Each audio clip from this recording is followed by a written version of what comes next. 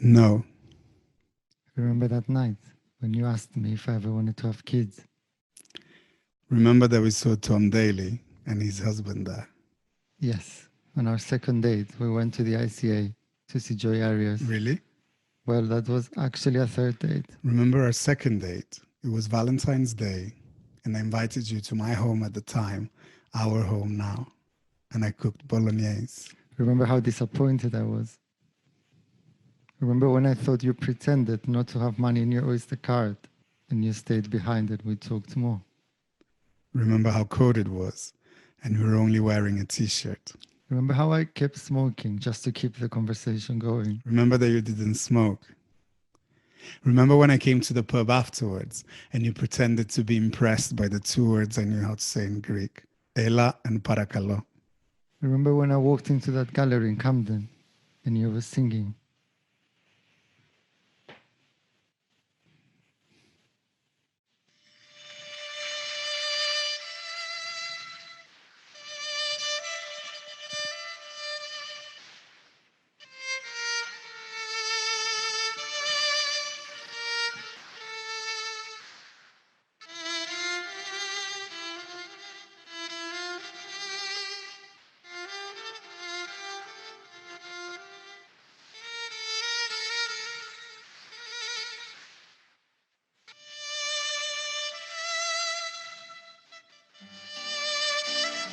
Remember what we conveniently found out just after you left?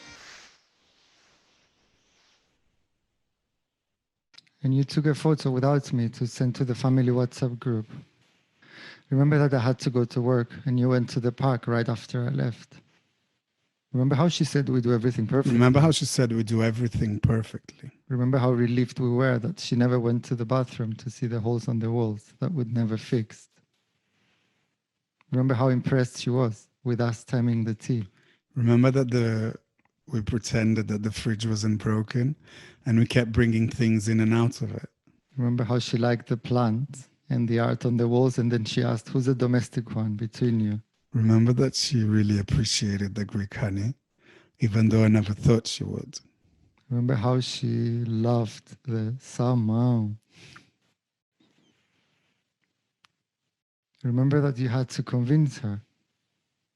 Remember how long it took for her to park? Remember how late she was? Remember how sometimes we project our own homophobia onto other people? Remember when my aunt came to visit us at home? Remember that she wouldn't come up, even though we had prepared breakfast for her? Remember how nice she was the day before? Remember you may be assuming things. Remember how excited she was to say hello the day after? Remember we had kissed. Remember we had kissed. Remember that I suddenly felt more comfortable and I forgot all about it. Remember we got changed in that room many times before that. Remember how uncomfortable and self-conscious I felt then. Ha! Remember when we started rehearsing and on the next day we realized there was a camera in the room? And remember how the recordings play right in front of her face and she can look at them at any point when she's bored? Remember when you agreed to make this performance with me?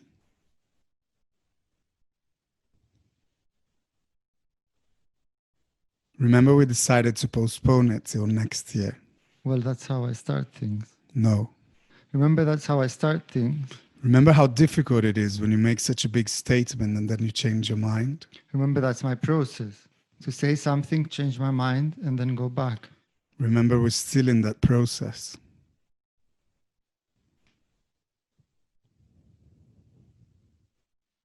Remember how I freaked out when I realized all the time and planning and work that it takes? Remember how then suddenly you want something small?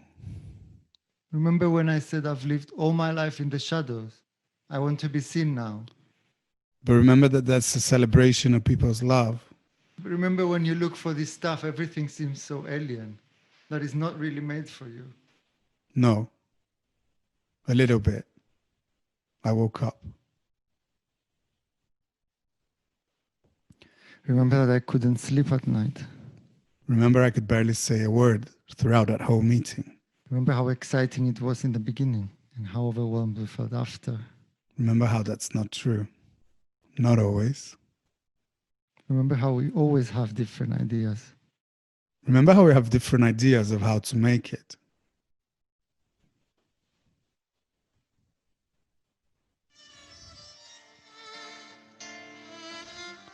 Remember when we realized that we actually had to plan a wedding. Remember when I said yes, but I hate the word. Remember when I asked you if we were engaged. Remember when I said yeah, sometime. Remember when I asked you if you wanted to get married sometime. Remember that I brought them to London with me. Remember when we made rings out of little twigs we found in nature. Remember it was just us on the beach. Remember you were holding me in the water.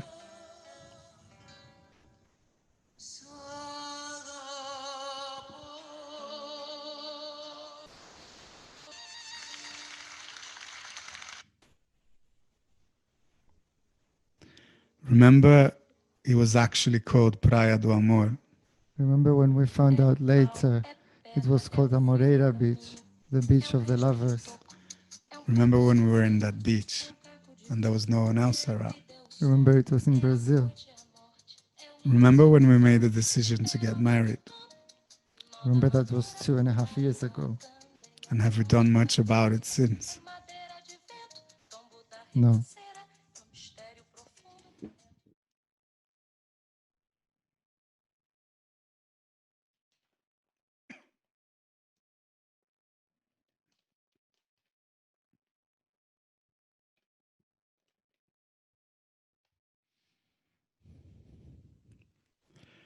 Not long after we meet, we talk about having kids for the first time.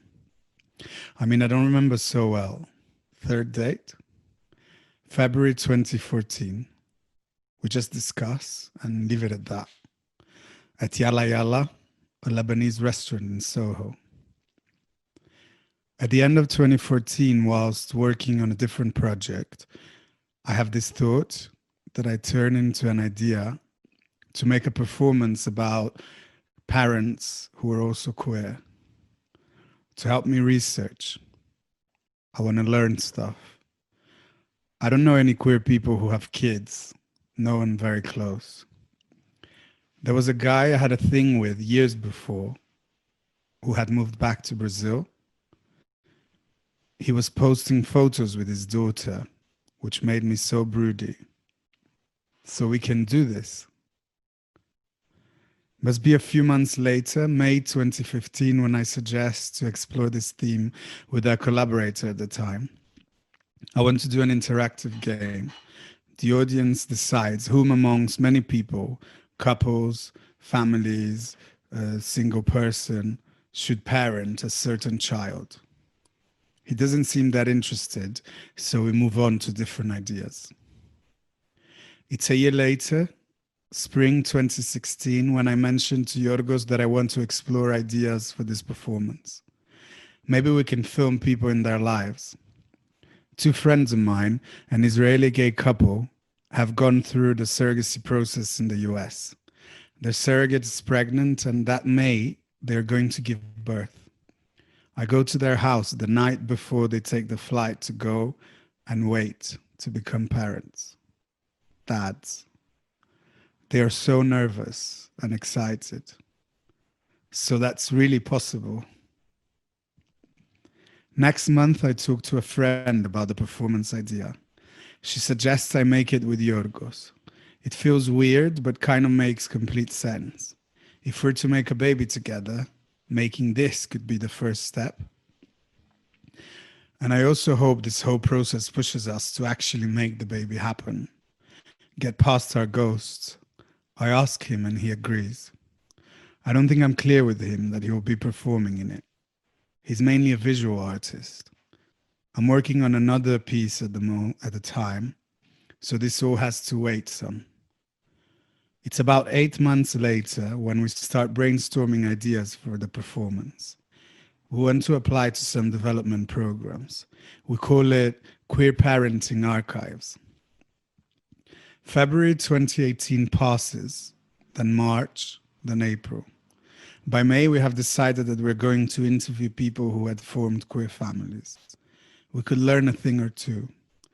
That could totally mean queer families of friends, as in the traditional historical sense.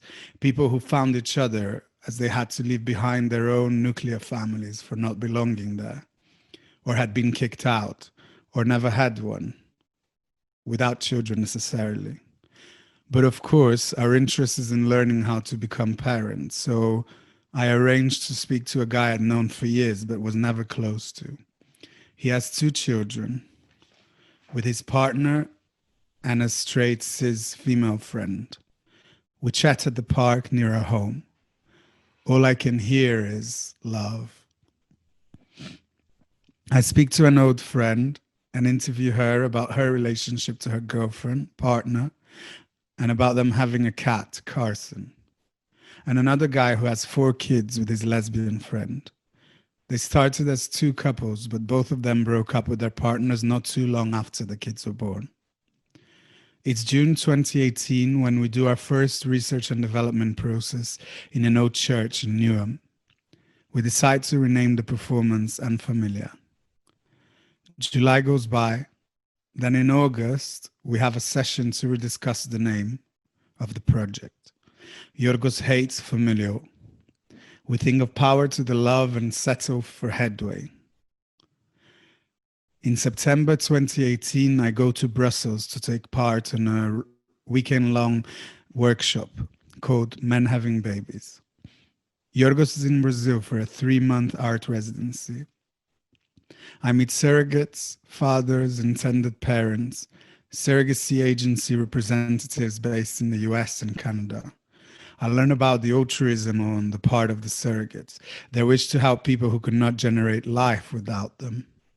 At some point, a random group of women outside the hotel where I'm staying approach me and ask if I'm okay. I must look a state.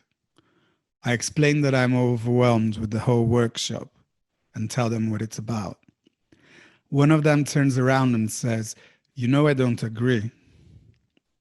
The other one grabs me and says, "You're going to adopt, right?"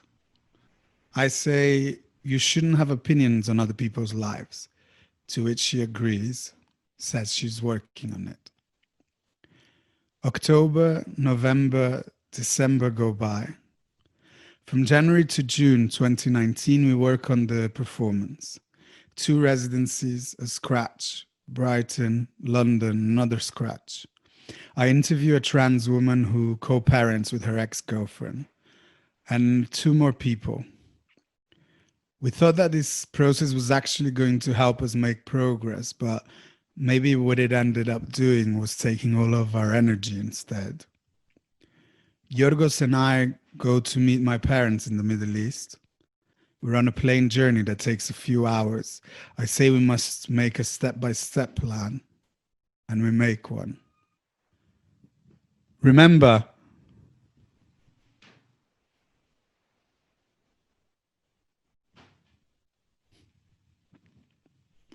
we decide to do it all in the UK. On June 2019, feeling the pressure to show progress, as we're about to open the performance, we make an appointment at a clinic in central London.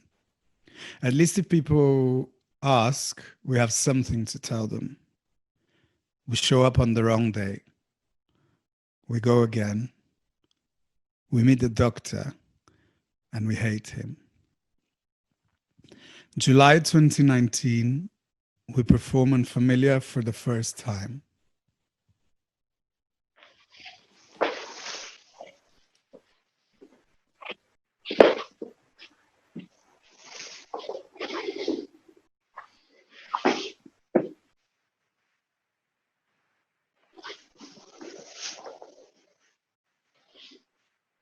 I know it's extreme and it's probably paranoid and it's probably very negative, but it's something I think about a lot.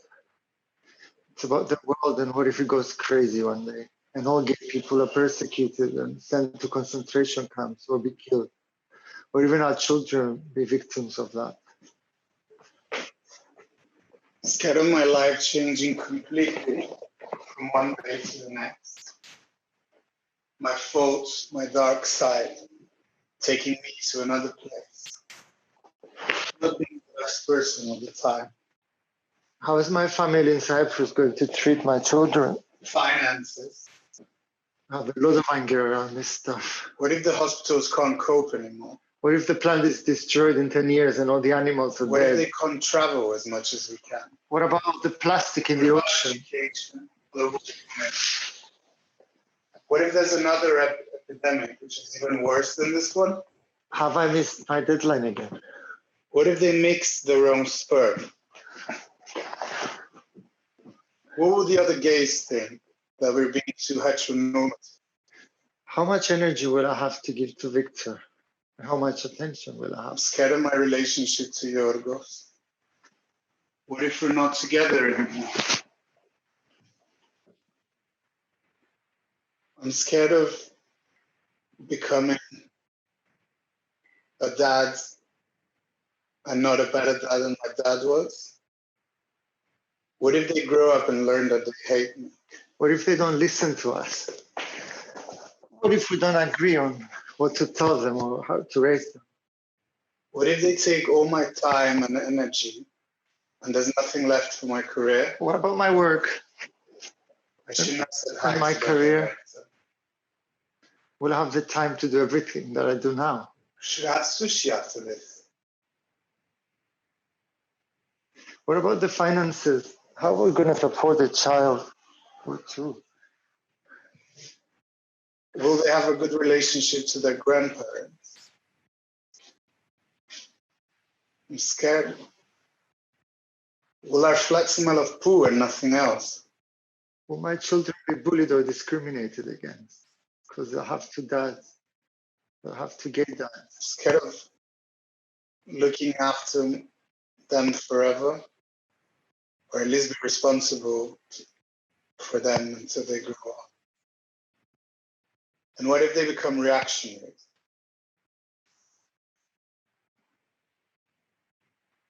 Remember how my dad used to confront people?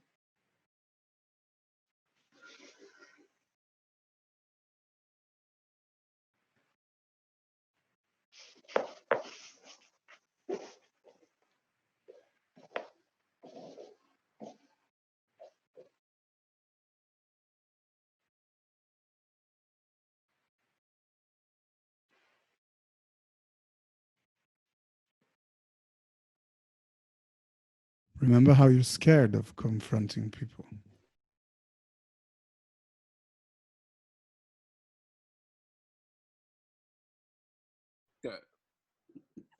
Hi everyone, and welcome to the Unfamiliar online Q&A.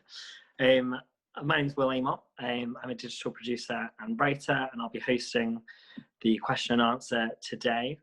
And I am joined by two lovely gentlemen.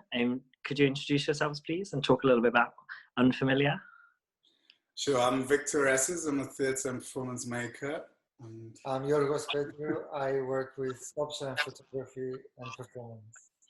And we're a real life couple. We're partners and Unfamiliar at Home, which is the excerpts you have seen just now, are part of a performance. There's an adaptation of Unfamiliar, which was a stage play we created last year that explores queer families and our journey to explore becoming parents. Yes, and it's fantastic. I've seen the show.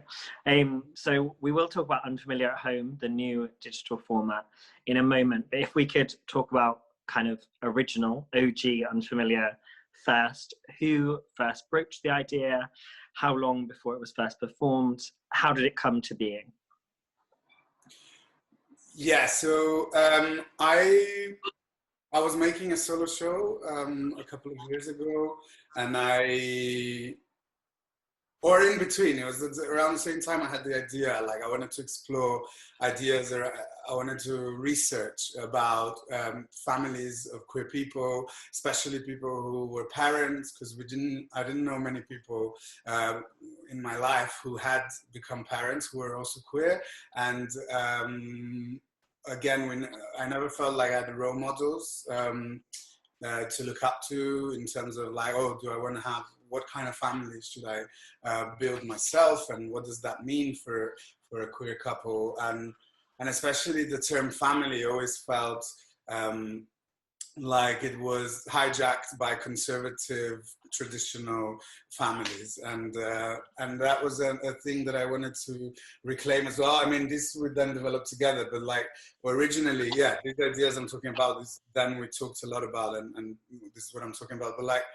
But at first, I just wanted to explore these ideas, to talk to other people, and I mentioned, someone suggested to me, maybe you should make this with your partner, and it makes sense because we were looking into it together, into that possibility, and everything felt so distant as an idea. Like it just felt, it doesn't just happen. You make this decision of becoming a parent, and then it happens.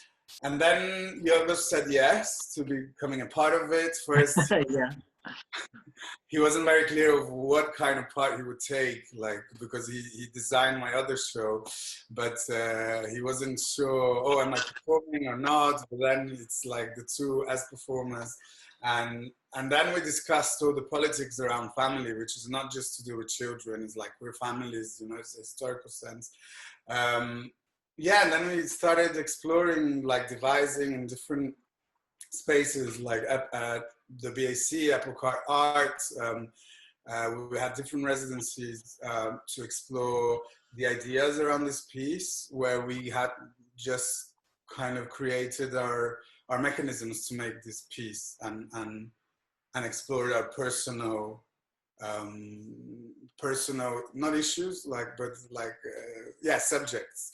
Yeah.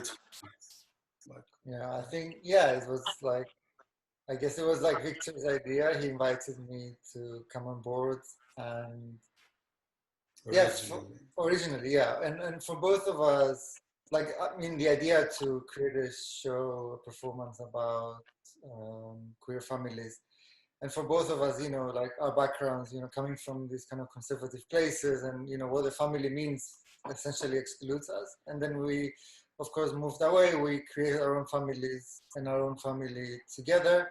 And what does that mean if you want to have kids as well? Yeah, and I think, you know, you say that it's a personal exploration, and it does feel like that, but it also feels like quite a universal one.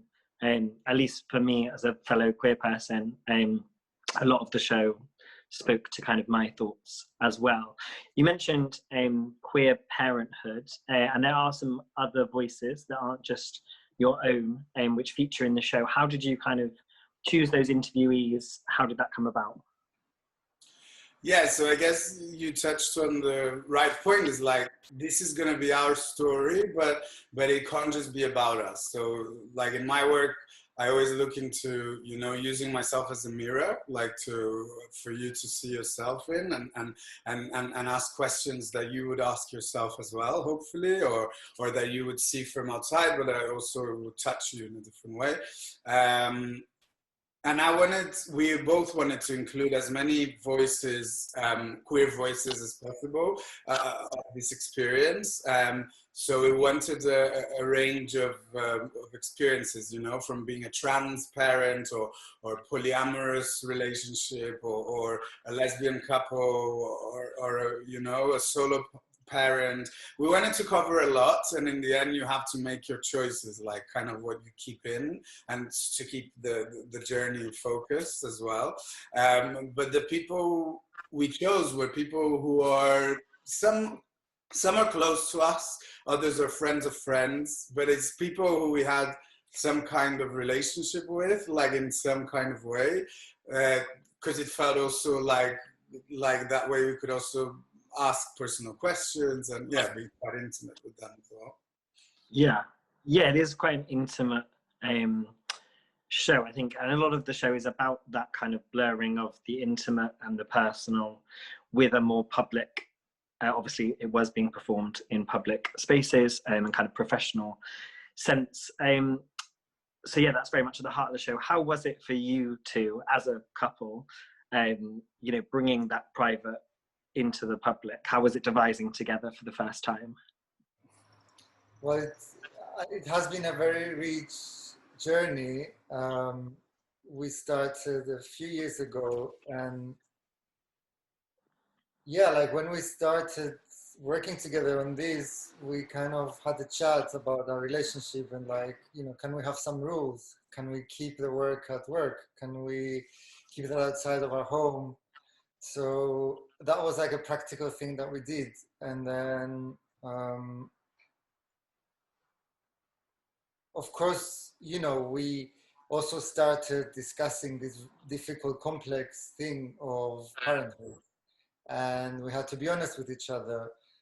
And also we had to choose the material for a performance afterwards. But so it just kind of like blurred this sort of domestic intimate space with the workspace, which is a studio or a rehearsal space.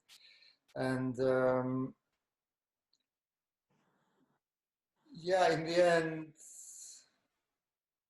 you know, you kind of need to commit to working together to this work for a long time, and you also commit to your life and to this next step you're trying to take at the same time. So as a couple, you know, processing, it's great to have these tools to process all this, you know, journey, exploring parenthood.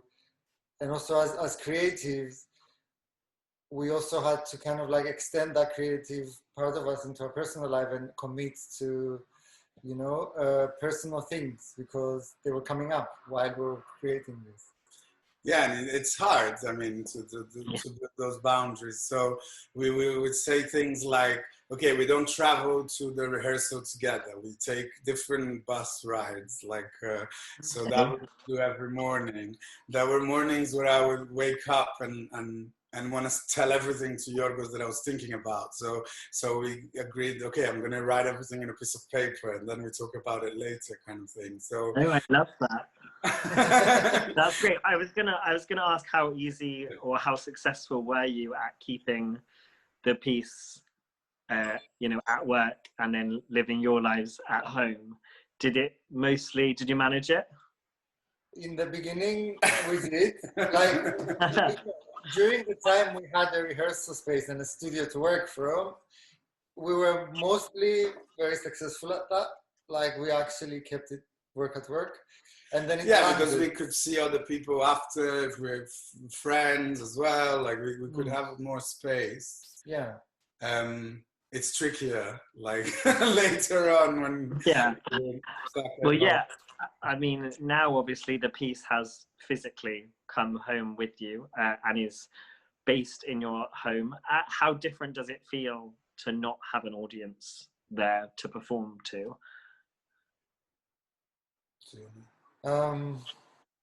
Good question. Because particularly the physicality and the movement are such big parts of Unfamiliar. So how is it doing those kind of things without that crowd of spectators? That's a very good question because that's the physicality and the movement. It's the thing that becomes very abstract at home. It becomes very strange. So it's, I mean, the physicality and the movement also in the piece was kind of helping us to process and address and kind of create a physical representation of, like, you know, of what is unsaid or what is uncomfortable or what is intense or overwhelming. And suddenly, you know, we kind of perform that in the rehearsal space on stage, and that has this kind of presence there. When it comes at home, it becomes such a strange, bizarre thing to do. But at the same time, it comes back where it's been created, because all of these feelings are about this journey. So, you know, we were like rolling in bed night after night, like thinking about this stuff, for example, you know, or my head was spinning at some point with all this unsolicited advice we get. So I think it's a unique opportunity to explore this movement here and to find it and to find the space for it here and how it manifests in our lives. Yeah, and in terms of like the audience, it's at first it's strange, like you don't have a feedback of someone right there, like that, you know, you have these emotions coming your way that doesn't exist. So, but it, which is in a way sad, but it's also a bit liberating, because it's like, I don't know who's out there. I just do my own thing and I get on with it, kind of thing. So there's a certain, it's interesting because I'm not affected by whoever's there. So it's more about the two of us and how we are interacting with each other on the day, without external like situations. And yeah, and then I think at the end, you do have to keep your energy up, of course, like, you know, but you know that there is someone out there at the same time. Like, it's not that it's just you. It's like, okay, it's a booked appointment and there are people watching. So that does give you that up, like lift and stuff. At the end, it's strange. Like, there's no, not just claps, but there's no interaction with people afterwards. It's more like, yeah, so you kind of get on the phone or on Twitter or whatever it is. Yeah. Yeah, you just sat at home with a cup of coffee and no one around you. At least you've got each other. Yeah. In the show, you use, particularly in the digital piece, there's a lot of multiple different camera angles, and it's almost got what I thought like a Zoom-like architecture on the screen, much like we are using right now. Could you talk a little bit about why you both chose to have it in that way? Yeah, so like, I think for us, like when we first started thinking about it, firstly, like we started watching things online, like of other people making work, like maybe in April, you know, like things started to come out, and it's like, okay, it's possible to do stuff from home. It's like the theaters are closed, but you can create different mediums, and it takes a while to get there, but it's okay. And then Forest Fringe was like presenting Forest Fringe TV, and it was an exciting opportunity for us to experiment with our piece. Like, it felt like the natural piece to do from home, because it's the two of us anyway. We've been here for months. Like, why not? You got the whole task there already. Why not make something of it, you know? Like, and already in the stage version, we took our kettle from home to the stage. We took like, you know, things from here. So the things, yeah, just bringing the performance home, like to the domestic. And then in terms of the cameras, I think that was the next step, was like, okay, how would we present it if it was here? Like, you know, where would we perform? So we thought the living room is great. Can we have different perspectives, you know? Like, that felt very exciting. Oh, that's a new thing to explore. It's like giving the audience different perspectives and exploring, like isolating different parts of us or scenes that way, like, but in a static kind of situation. And then exploring having two spaces. Like, we don't need to be limited to one space. You can have two as well. And that felt cool. Yeah, and then in terms of like the spacing of it, like Yorgos, you know, the kind of proximity to the camera, and you know, it really affects the person who is viewing this. If you're really near the camera, you're actually in someone's face. Essentially, they can never run away because that's the image. Like, you're that close, or you're that far, and I think that was like very interesting to see the piece adapting in this way. You know, the moment we wanted to be very kind of like direct and upfront, and how we kind of changed that with us moving around to the cameras. And also, yeah, like also it was a time when all of our interactions with the friends or people we love, with everyone, was happening on Zoom. So it was also our tool to connect to the world personally, but also we kind of adapted and connected to the world also professionally. Yeah, and Yorgos used to perform to the camera for a long time ago as well, like it was part of his practice. But there was also, yeah, we were thinking a lot of this, you know, how do you play with a camera that is static? It's like, it's about proximity or distance, it's about like perspective and thinking about these different things. And then to build, like you say, an architecture, like that is not, you know, if we had put our faces and then the legs below, it's just a weird image to create. Yeah. it's kind of you swap them and you get the central image at the start of the piece, which is the two of us, and to play with these spaces, like with the kitchen where it is. It is very playful, and I think what Yorgos was saying about the parts where you are speaking directly and upfront to the camera, it's even more confronting to the viewer, to the audience, of, oh, what do I think about this? That's what I felt, at least when I was watching it. You're forced to really engage, because it does feel, obviously it's behind a computer screen, but it does feel so close. Thank you for speaking on that. My favourite part of the show, and I've mentioned this to you both before in email, is the moment when you're both led down and you're rolling towards and away from one another, and you're talking about anxieties and hopes and thoughts. I've written some of them down. What about all the plastic in the ocean? What about global warming? Will other gays say we are too heteronormative? I've had that worry. What if my child grows up and learns they hate me? You also mention another pandemic, obviously.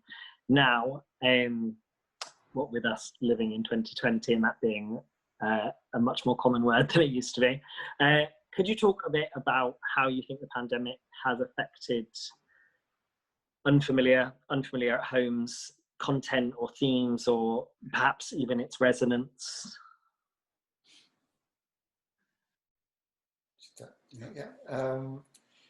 Well, we wrote that scene about 2 years ago, and these were like our genuine fears and our, if you want, paranoias at the time, this kind of like escalating negative fantasy about everything, and sometimes even at the time we just thought, this is really paranoid, like this is too much, like this is way out there, like. And but 2018 wasn't a happy year either, right? With climate change, with the far right coming up, and everything. It wasn't, but at the time it just felt, I guess we wrote it then, but it was kind of like we were processing that kind of before that as well. So it was kind of early 2018, like we had all this, and then some people would even like kind of laugh a little bit, giggle when we kind of went into this kind of spiral of like all of that. And suddenly, like how ridiculous that all was. yeah. And then gradually, slowly, like we're in 2020, and unfortunately, like everything seems that is a possible scenario, and it's very scary. The resonance, I guess, it touches people even more now, because it's not just a fantasy, it's not something very far. So it actually has changed that part a lot. Like, at least my relationship to it, because when I say all these words, I am not, partly of me is not thinking, oh my God, you're being very paranoid now. It's like, oh, we're here now. Like, questions we need to ask ourselves. And these are the kind of things we need to consider in our lives. Yeah. All these things happen. And I think in terms of generally, it feels like the whole piece almost feels more resonant, like as well, like the intimacy gains such a new level as well, because we're in lockdown, social distancing, we can't hug each other, like, some, like, it's not everyone, we're lucky we're in a couple, like, even though it has a lot of challenges just being a couple at home for this long, but it's also that, what is intimacy nowadays, which was different when we first presented this as well. Yeah, there's new layers to the piece as the years pass, I suppose. You just mentioned, the challenge of maybe being a couple stuck at home for however many months. What were some of the challenges of filming at home? We had some audience questions in, and quite a few of them sort of asked things along these lines. Could you talk about, the challenges and anything that surprised you from filming at home? Yeah, I think one of the challenges is what we were talking a bit about before, but it's like your personal space becomes your workspace. So it's kind of, how do you negotiate that, and what times do you bring your coffee table back into the center of the room, or do you keep it in the hallway? Like, and that kind of situation is quite, it's difficult boundary-wise, just because it's also your structure. We're already in an unstructured time, and kind of then having your workspace at night when you're like relaxing and stuff like that. I think there were technical things we had to think about and we needed help with. So we worked with the technical manager in July, and we were going to work with another one for our tour.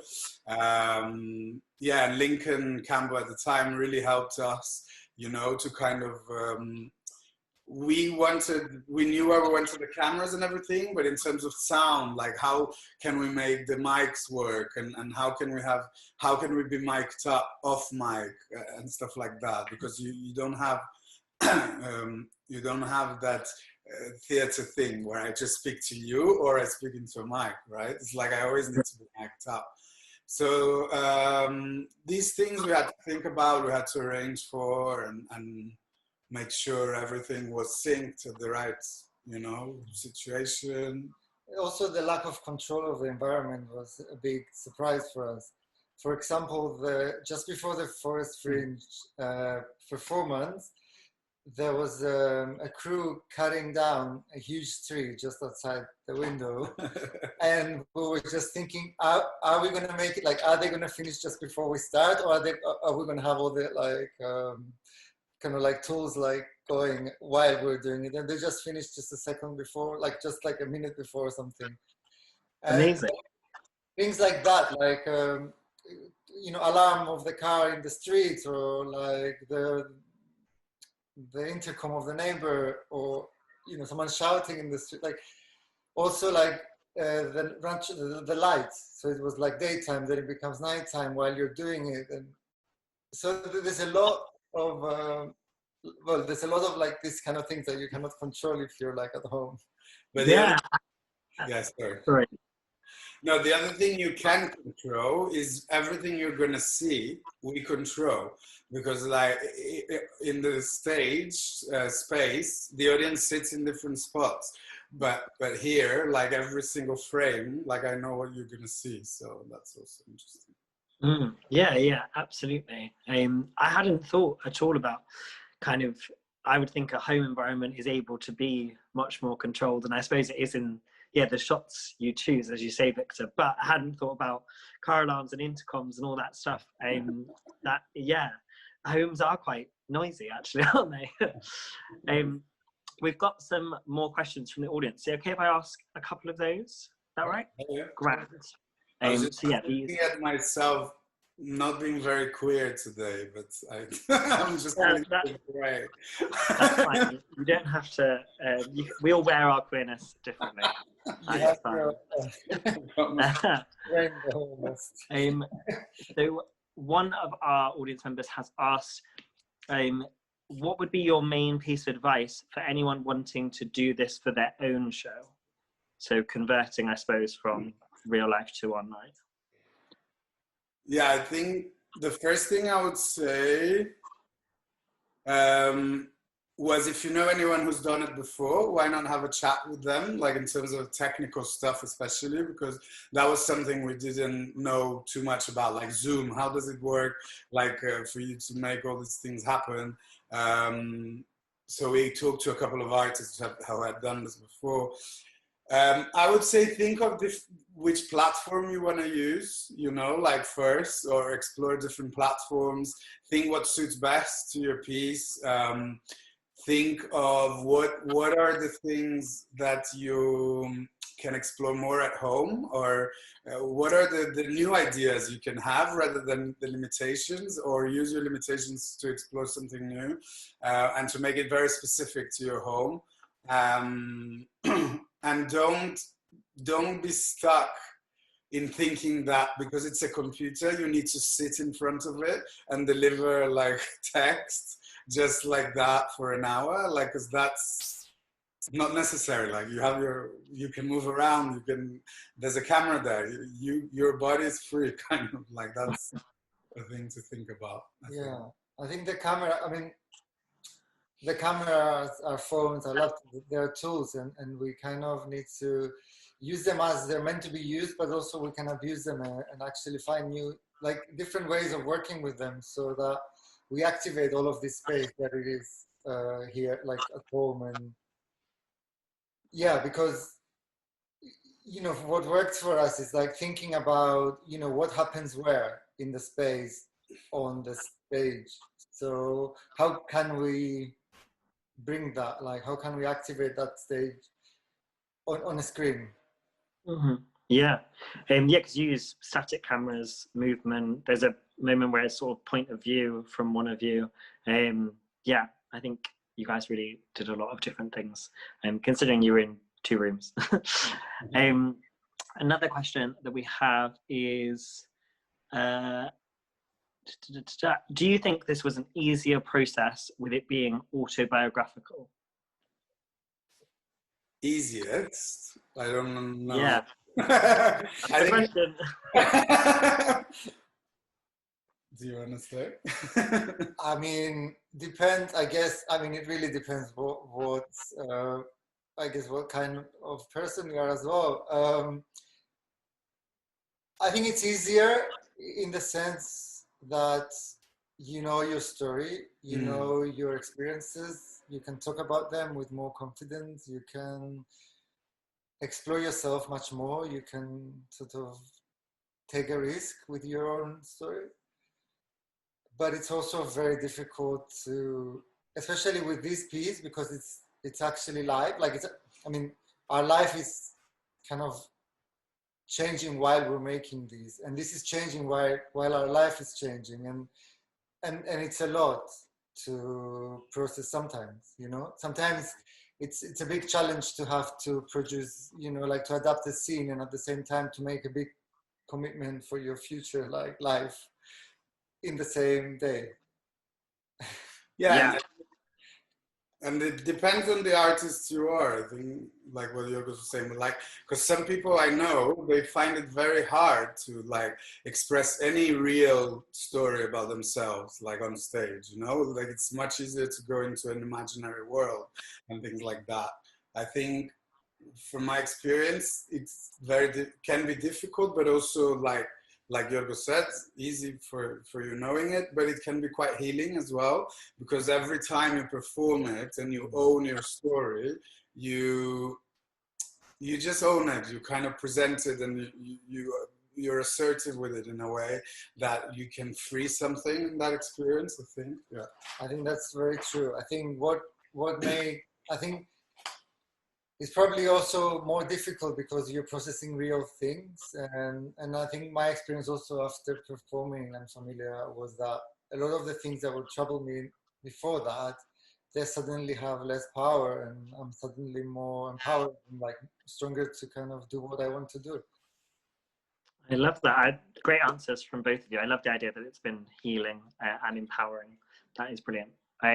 We will move on to the next question, which is, and there's a few questions about this actually, and I was going to ask about it as well. You're virtually touring the show very soon. How does a tour work online, and what is the difference between doing one virtual performance for everyone as opposed to a tour? Sure. How does it work? This particular tour, it's 3 dates that we perform at home live, in 3 different days. We wanted to partner with different venues around the country, and to kind of have a little bit of that tour experience where you kind of travel different parts of the country, and you encounter different audiences. I think the first difference is because it's a live performance. Every performance is different. That's the nature of performing live. So yeah, we could do the one, but then that one becomes the big show, and then it's almost like a different kind of tour, like a big rock star tour. I don't know, that you have that one date, or that everyone has to see that one time. I think we wanted to space that out, but we also we do Q&As after each performance, and we wanted to encounter different audiences in different areas of the country and the whole of the UK, because we've got Cardiff as well. Yeah, and it felt like a nice thing to do, because we were meant to tour this performance next year in many different venues, and that obviously we don't know if it can happen or not. So that. Yeah. Okay, brilliant. Thank you. We've got a few minutes left, so I'm going to try and squeeze in a couple more questions. I'll tell you in the end the dates and the venue. Yes, yeah. Yeah, if we close out with that, that would be brilliant. Great. Let's go with these two questions sort of go together. Do you have any anxieties putting your performance online instead of in an intimate, fixed physical space? And do you think the performance is affected not having a live audience? So they sort of go together. I think it's affected in the way that is becoming a little bit different, also because we're performing at home. So I would say it becomes even more real, like it becomes even more immediate and stripped off because it's at home. And yeah, it changes that way, I'm sure. But I mean, I'm not sure whether that's like, whether I could say it's affected or not. It's just, you know, it's us at home performing this piece. It's different. It's a new show, almost. Yeah. Fab. Do you think it's possible for someone to do this on their own, or do you need a team of people? I don't think you need a big team.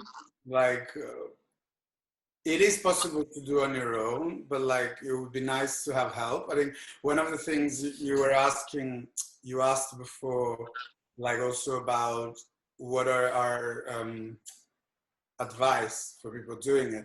The other thing I think, you know, always be in touch with people, like kind of just, even if it's your friend on the other end of Zoom, like watching you to give you like some feedback, that's very helpful. Yeah, it's possible.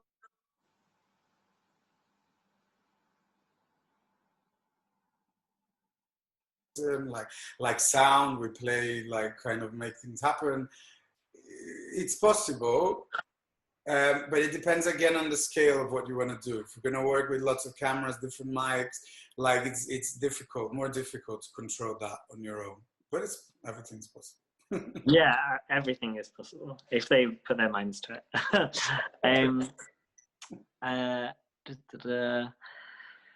Let's go with.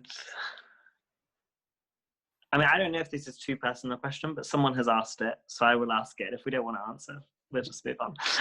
But they have asked, there doesn't seem to be a logical way to make this financially viable. I suppose by this, they mean online performances as a rule.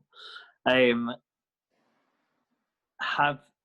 you have any advice on making this financially viable? I suppose they mean.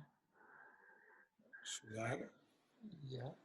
Yeah, what I think is like, you can charge tickets. Like we spent like most of lockdown, like I don't know what happened. I think the National Theatre released lots of free stuff online, and everyone like decided that you couldn't charge for tickets, that people would work for free from their homes. And I know that people are struggling with work and stuff like that, but like you're doing a job and you can charge for tickets because that's like a part of you working. You're not doing just a hobby, and that's okay.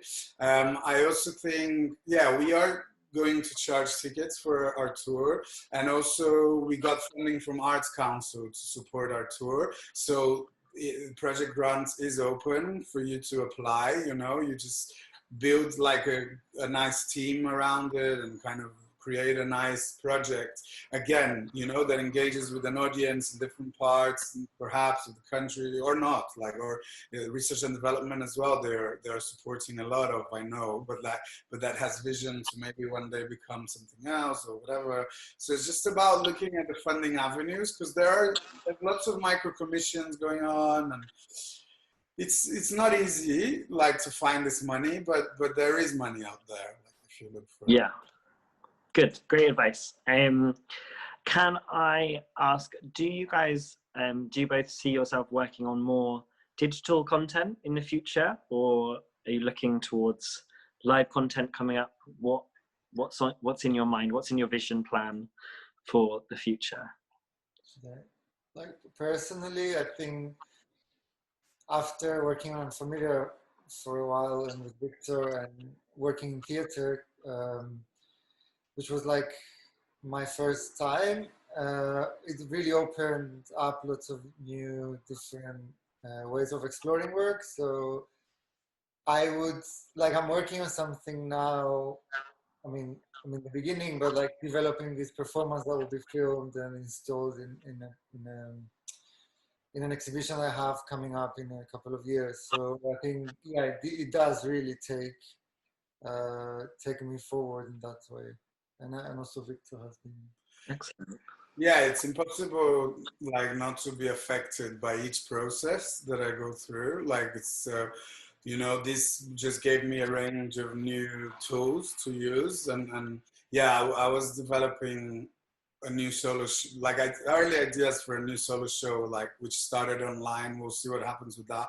And there's another project which I am thinking a lot about cameras and perspective and having more performers and kind of, and not necessarily being online digitally, but at least using cameras and you can experience it in a place, like in a venue. Amazing. Well, I'm very excited to see both of those projects come to fruition. And before we close out, do you want to tell us what the tour dates are for Unfamiliar? Yes.